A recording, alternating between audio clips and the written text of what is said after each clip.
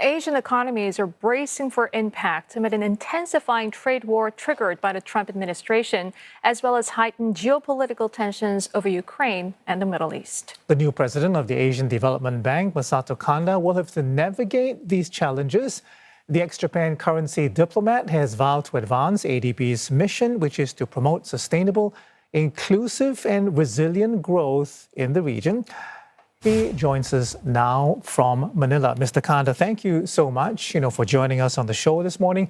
I want to start by asking you about, those ongoing tariff tit for tat. The world could be heading for a tariff war sparked by the United States, which obviously isn't good news for Asia's export-reliant economies. I want to know whether or not there's anything these Asian economies can do, and how does the ADB intend to provide support for the more vulnerable Asian economies? Good morning. Thank you very much for having me on the program.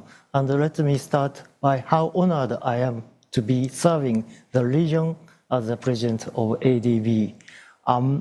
There are many challenges, including the trade issues, but my focus is on putting people first, transforming the lives of the poor and the most vulnerable, inspiring optimism and breeding brighter future for next generation. And there are high uncertainties, including, as you mentioned, the trade issues and other economic policies, and also the heightened geopolitical tensions. And what we will do is to protect our member countries, to protect against these potential external shocks. Among them, probably two things more important. Number one, we implement sound economic policies to build resilience while maintaining the external capital inflows.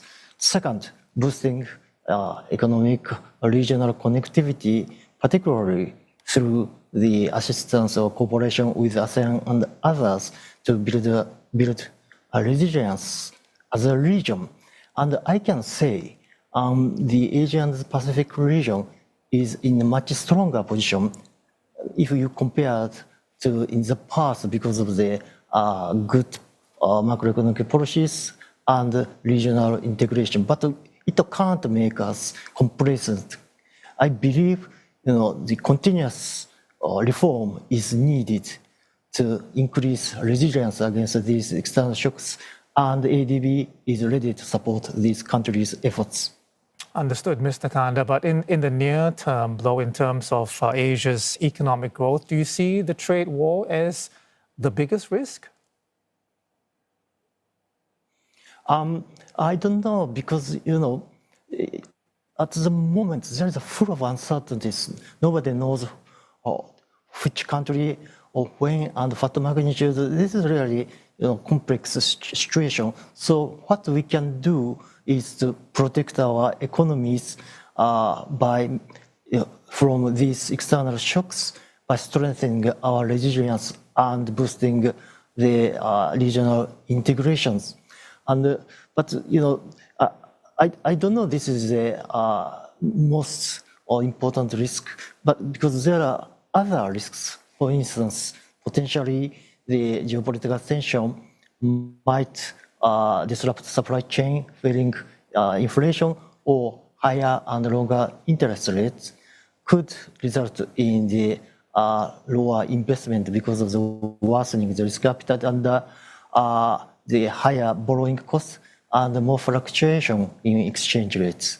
So there are many. So what we've got to do is to protect our economies from these shocks, and the best protection is to make our economic policy sound and construct the more integration in the region. And Mr. Kanda, we know that ADB is devoted to climate finance. You have a goal of, reaching the finance by 2030. How do you expect a rollback of U.S. climate commitments by Mr. Trump impacting your bank's efforts in climate finance? ADB supports the priorities benefiting all member countries, including the United States, so such as job creation or innovation, technology. Actually, our foreign countries are facing multiple shocks, such as more frequent typhoons or the cyclones or the extreme heat, droughts, and the floods and water scarcity.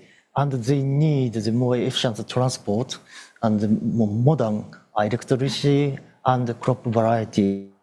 These are climate related and also serving for other important priorities. In addition, our member countries have vast needs for instance, the job creation or the private sector development or the technological advancement. There are many challenges facing our member countries. So what I'd like to do is to help our member countries to solve all these challenges, including those related to climate. Mr. Kanda, the, if you like, donor climate is changing because, well, first of all, the two biggest donors and members of the ADB are Japan and the United States, and we know that the Trump administration has withdrawn support for global programs like USAID, is withdrawn from the Paris climate agreement, might do so, or is, I guess, in the process of doing so for the WHO. I mean, are you worried and are you preparing for the possibility that the ADB may face a similar situation in terms of funding from the United States? The United States has been a general supporter, financial supporter and intellectual supporter for ADB's activities. And we have enjoyed a very close and good relationship with the United States. So I'm looking forward to the continuous and even stronger partnership with the United States.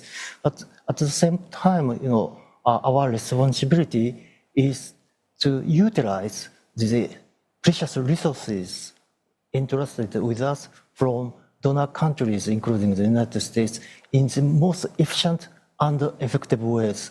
Two examples.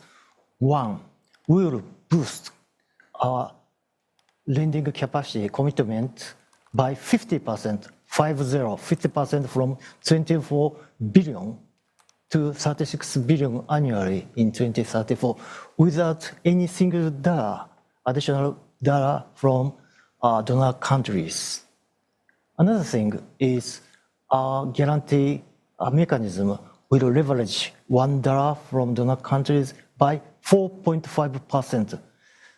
And I will continue this evolutionary exercises to utilize the money entrusted with us in the most efficient and effective way to deliver the tangible results on the ground.